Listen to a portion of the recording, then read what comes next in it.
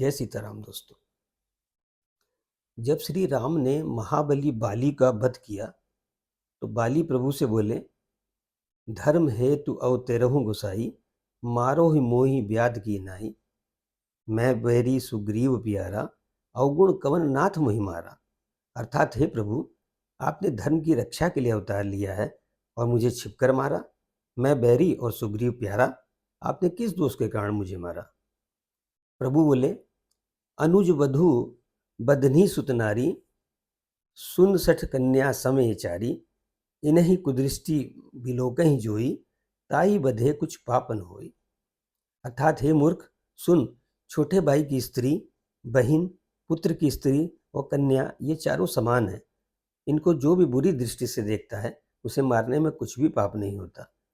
और फिर तुझे इतना अभिमान है कि तुमने अपनी पत्नी की सीख पर भी ध्यान नहीं दिया और सुग्रीव को मेरी भुजाओं के बल का आश्रित जानकर भी उसको मारना चाहा। खैर, फिर प्रभु की अत्यंत कोमल वाणी आदि से बाली का अंततः बहुत पछतावा हुआ और कहा कि क्या मैं प्रभु आपकी शरण में आकर अंतकाल में पापी ही रहा।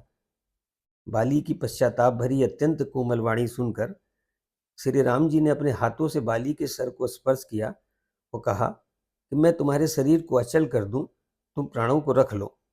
तब बाली ने जो कहा वो सुनिए। हे कृपा निधान, सुनिए।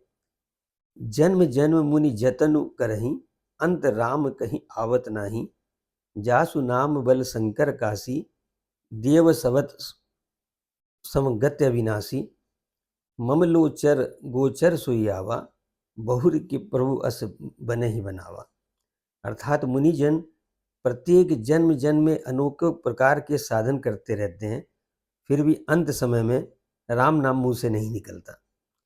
जिस नाम के बल से शंकर जी काशी में सभी को समान रूप से अविनाशी गति यानी मुक्ति प्रदान करते हैं, वही श्री राम स्वयं मेरे नेत्रों के सामने आ गए हैं। क्या ऐसा संजोग फिर कभी मिलेगा? जीवन तो बहुत जी लिया और आपके दर्शन से अब कुछ पाना शेष भी नहीं रह गया।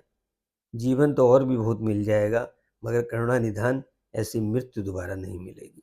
जय श्री राम।